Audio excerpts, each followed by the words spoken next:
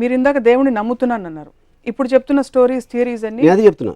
నేను దేవుడిని నమ్ముతున్నాను ఎప్పుడు చెప్పాను, ఒక సృష్టి క్రియేట్ చేసింది ఒక ఆస్పెక్ట్, కానీ ఆ సృష్టికి మనం బతుకున్న దానికి సంబంధం లేదు. అందుకని నేను బాలాజీ గుడికి వెళ్ళి కొబ్బరికాయ కొడితే నాకు వస్తుందని నేను నమ్మను. ఇప్పుడు అర్థమైంది. మీరు బ్రహ్మని నమ్ముతారు కానీ విష్ణువుని శివుడిని నమ్మరు. ఎందుకంటే బ్రహ్మ సృష్టికర్త, ఓకే, బ్రహ్మ అని పేరు పెడితే ఓకే. యా, విష్ణువుని శివుడిని నమ్మరు. అంటే ఒక ప్రిజర్వర్, ఒక డిస్ట్రాయర్ లాంటి ఒక రెండు మైథలాజికల్ క్యారెక్టర్స్. ఇప్పుడు అదే మీ మైథలాజికల్ క్యారెక్టర్స్ అనేది కరెక్ట్ వర్డ్. అది ఎలిమెంట్స్. ఇప్పుడు నాకు స్వామి అయ్యప్ప ఉంది. ఇప్పుడు విష్ణువు ఒక దేవత రూపంలో వెళ్ళి వాళ్ళు ఆ మర్దన చేస్తూ ఉంటే తనని చూసి మోజుపడి శివుడు had sex with that. That is Ayyappa story what I heard, you know. So అంతకన్నా రిడిక్యులస్ ఎలిమెంట్ అని దాన్ని చూసి, అంటే ఇప్పుడు మీరు ఏదైనా చూడండి దేవుళ్ళ స్టోరీస్, మీరు డీప్గా వెళ్తే మీరు అసలు ఆశ్చర్యం వేసేస్తుంది. అసలు అలాంటి అంటే వాళ్ళకి తెలుసా తెలియనా అది ఇగ్నోర్ చేస్తారా. ఇప్పుడు బాలాజీ స్టోరీ ఉంది. ఓకే, బాలాజీ వచ్చే ముందు ఇంకొక చిన్న ఎగ్జాంపుల్ చెప్తాను. నేను ఒక ట్విట్టర్లో ఒక ట్వీట్ పెట్టాను గణపతి టైంలో. పురాణాల గురించి మనం ఎలాగో మళ్ళీ మాట్లాడతాం. ఐ థింక్ ఇట్స్ ఇన్ దేవుడు కాన్సెప్ట్ వాట్ ఐఎమ్ టాకింగ్. అంటే నేను అనేది దేవుడు అంటే ఏంటి, మనం భగవంతుడిలా కొలిచి పూజలు చేసి తన మొలాన మనకు వచ్చేస్తున్నాయి అనే దాంట్లో వాళ్ళందరి డెఫినేషన్ ఉంటుంది. అవును, బ్రహ్మ అనేది ఒక కాన్సెప్ట్, కానీ బల్క్ ఆఫ్ ద పీపుల్ దేవుడిని పూజిస్తారు, వినాయకుడిని పూజిస్తారు, బాలాజీని పూజిస్తారు, అయ్యప్పని పూజిస్తారు. So I think they are in the same category. Varma గారి అభిప్రాయం దేవుడి గురించి అంటే ఆయన ప్రపంచాన్ని సృష్టించి వదిలేశారు, ఆయన పని అయిపోయినా ఆయన మూలను కూర్చున్నారు, అంతేనా? మనం అంటే ఇప్పుడు చీమలు ఉన్నాయి, దోమలు కూడా ఉన్నాయి, గొంగుళిపూర్లు ఉన్నాయి, బొద్దింకలు ఉన్నాయి.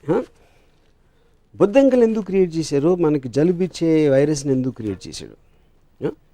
మనుషుని క్రియేట్ చేసాడు, ఓకే, మనకు బాగానే ఉంటుంది కాబట్టి మనకు బాగానే ఉంది. బట్ అన్నిటినీ కూడా ఆ సృష్టి క్రియేట్ చేసింది. మీరు సినిమా కానీ మనిషిగా నాకు బొద్దింకలు దోమలు ఉండటం నాకు ఇష్టం లేదు.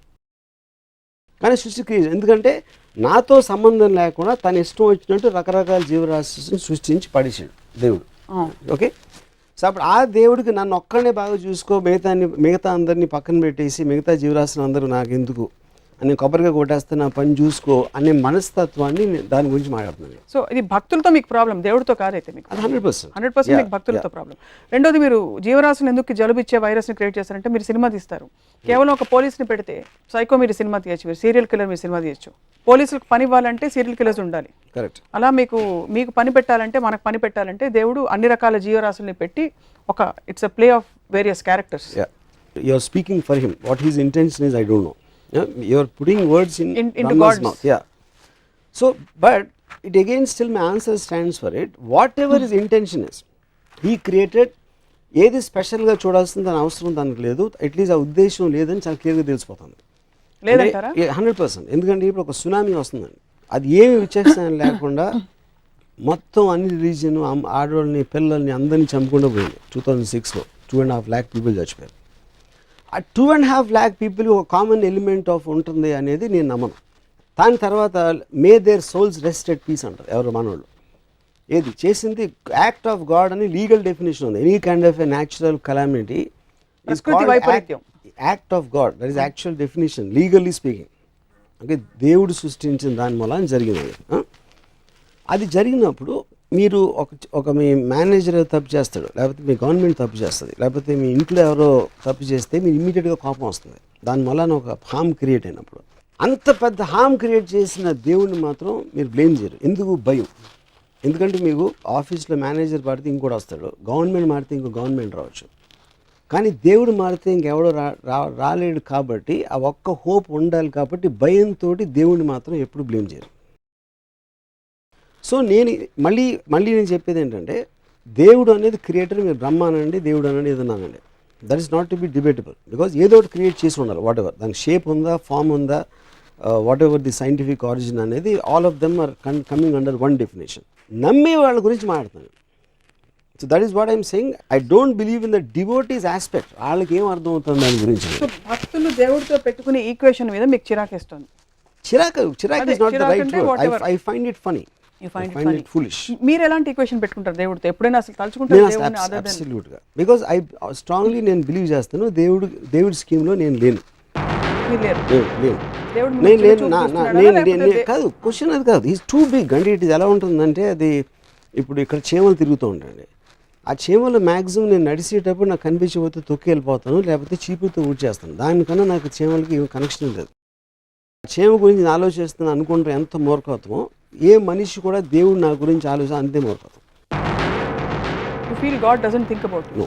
But I asked you, do you think about God? No, I don't think about God for the same reason. Because I am not in the scheme of things of God. నన్ను హామ్ చేసే శక్తి దేనికున్నా అది నాకు గాడ్. నాకు for example నేను ఒక ఆఫీస్లో పనిచేస్తాను. నా మేనేజర్ నా జీతం పెంచేంత ఇది ఉంటే నా మేనేజర్ నాకు దేవుడు. రేపు పొద్దున్న ఎవరో నన్ను హామ్ చేస్తే whoever is more powerful than me, they are gods.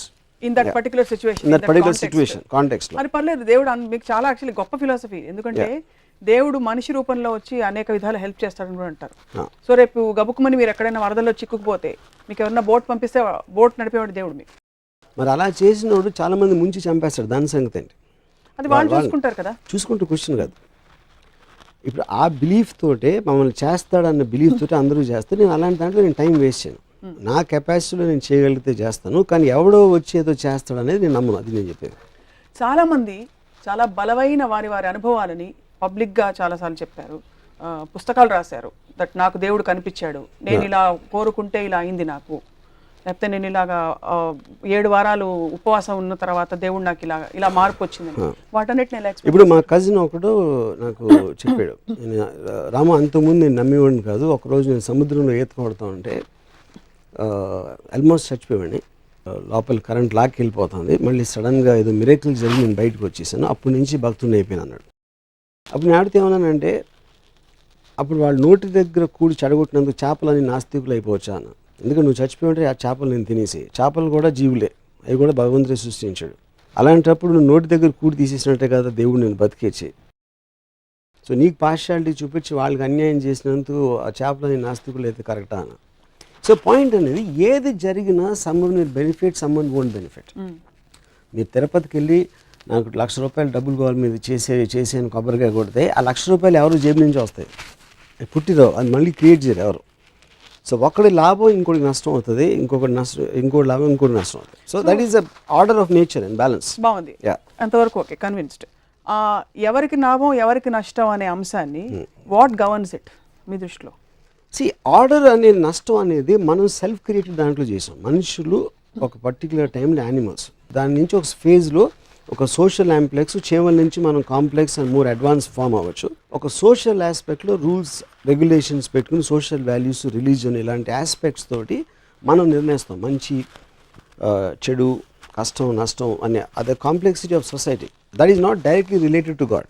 ఎందుకంటే జంతు జాతిలో బలంతో చంపుతాయి, దానికన్నా కాంప్లెక్స్ ఉండదు. కానీ ఇక్కడ మనకి వేరియస్ లాస్, కానీ లాస్ అంటే లీగల్ అంటలేదు, మనకు స్టిపులేషన్స్ ఉంటాయి, మనకు ఉన్న సోషల్ ప్రోగ్రామింగ్ ఉంటుంది, వాటన్నిటి మూలాల నుంచి మన ఆ ఆస్పెక్ట్ వస్తుంది. కానీ that is not directly related.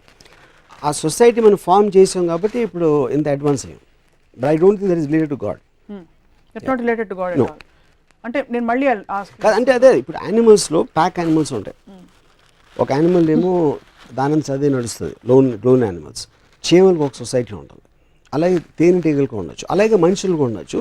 రిలేటివ్గా మనుషులు చాలా అడ్వాన్స్ ఫామ్. కానీ అలాంటి ఎగ్జాంపుల్స్ అనేవి చాలా ఉన్నాయి, సోషల్ ఫార్మేషన్స్ ఆఫ్ క్రీచర్స్. ఆ ఆస్పెక్ట్లు చెప్తున్నాను. మళ్ళీ ఐల్ గో బ్యాక్. నాకు ఇంకా అర్థం కాలేదు ఒకటి, ఎవరికి న్యాయం జరగాలి ఎవరికి జరగకూడదు అనేది డిసైడ్ చేసేది న్యాయం అన్యాయం అనేది దాని గురించి నేను చెప్పేది. న్యాయం అన్యాయం అనేది నేను ఎక్కడో కొట్టుకుపోతున్నాను, నేను చచ్చిపోతే చేపలకు తిండి అవుతుంది. ఇప్పుడు పులి జింక వెనకాల పరిగెడుతుంది, జింకను పట్టుకోగలిగితే తినేస్తుంది. అక్కడ అది ఉట్టి కేవలం కాదు, అది ఉట్టి కేవలం తన బలం. బలవంతుడు బలహీనుని చంపుతాడు అనేది natural order and Darwin's philosophy, the strong against the week. That's the whole point. ఎందుకు అలా చూస్తే మరి చాలా కెలామిటీస్ లో మనుషులు కూడా పోతున్నారు కదా. అప్పుడు కెలామిటీ అనేది బలం, కెలామిటీ అనేది టైగరు, మనుషులు అనేది జింకలు కెలామిటీలో. సో ఇక్కడ coming back to this, so బలవంతుడు బలహీనుని చంపుతాడు అనేది నేచర్స్ లా. దాన్ని సోషల్గా మనం రివర్స్ చేసి రూల్స్ రెగ్యులేషన్స్ పెట్టుకున్నాం. దాన్ని గవర్న్ చేయడానికి వి క్రియేటెడ్ ఎ గాడ్. ఆ దేవుడిని క్రియేట్ చేసి దేవుడు ఇలా చేస్తే శిక్షిస్తాడు. ఇప్పుడు ఎందుకంటే మనుషులు శిక్షించట్లేదు, ఐ మీన్ తప్పులు చేసిన మనుషులు, పాపాలు చేసిన మనుషులు కూడా మనకన్నా బెటర్గా ఉన్నారు అని మనం చూస్తూ ఉంటాం ఎప్పుడు. అప్పుడు ఏమంటారు, వాళ్ళు ఏమి చేయలేరు కాబట్టి పైకి వెళ్ళాక దేవుడు శిక్షిస్తాడు. నువ్వు మంచి చేస్తే స్వర్గానికి వెళ్తావు, తప్పు చేస్తే నరకానికి వెళ్తావు అనేది కాన్సెప్ట్. సో ఈ గ్రూప్ కెలామిటీస్ లో ఇది వర్తిస్తుంది మీరు చెప్పింది. నేచర్స్ ఫ్యూరీ ఆర్ లేకపోతే ప్రకృతి It వైపరీత్యం is దేవుడి శాపం is bigger than this 200,000 people. ఇది of course anything more powerful. It's not about nature's calamity. Correct. ఒకే కెలామిటీలో కొంతమంది పోతారు, కొంతమంది బతుకుతారు. అవును. అది ఎందుకు జరుగుతుందంటారు అయితే? అది నేను అడిగిన క్వశ్చన్. అప్పుడు ఆ డిస్క్రిమినేషన్ ఎందుకు చూపించడం అనేది నాకు క్లియర్ కట్గా తెలియకపోతే ఏ బేసిస్లో నేను ఆ సిస్టమ్ని నమ్మాలి? అదే నేను అడిగిన క్వశ్చన్. ఓహో. సో బేసికలీ వీళ్ళందరినీ ఈ కారణంతో నేను చంపేశాను, వీళ్ళందరినీ ఈ కారణంతో బతికిచ్చాను అన్న క్లారిటీ ఉన్నప్పుడు it is a legal system. వీళ్ళు తప్పు చేస్తున్నారు కాబట్టి జైల్లో ఉన్నారు, వీళ్ళు తప్పు చేస్తున్నారు కాబట్టి ఉరిశిక్ష చేస్తున్నాం, మీరందరూ మంచిగా మిమ్మల్ని ఏం చేయట్లేదు అనే క్లారిటీ నాకు మామూలు మనిషి ఇచ్చినప్పుడు దేవుడు దానికన్నా ఎక్కువ ఇవ్వాలి. దేవుడు మనిషిని క్రియేట్ చేశాడు నాకు తెలియదు, కానీ మనిషి మాత్రం డెఫినెట్గా దేవుడిని క్రియేట్ చేశాడు. మనిషి ఎవరిని క్రియేట్ చేశాడు? బాలాజీని క్రియేట్ చేశాడు. పురుషులకైతే రంభ కౌగిళ్ళు ఉన్నాయి, ఆడవాళ్ళకి ఏముంటుంది? వాడు బ్యాడ్ స్క్రిప్ట్ రైటర్ అయితే ఆ గాడ్కి బ్యాడ్ స్టోరీ ఇచ్చాడు, గుడ్ స్క్రిప్ట్ రైటర్ అయితే బెటర్ బ్యాక్గ్రౌండ్ ఇచ్చాడు.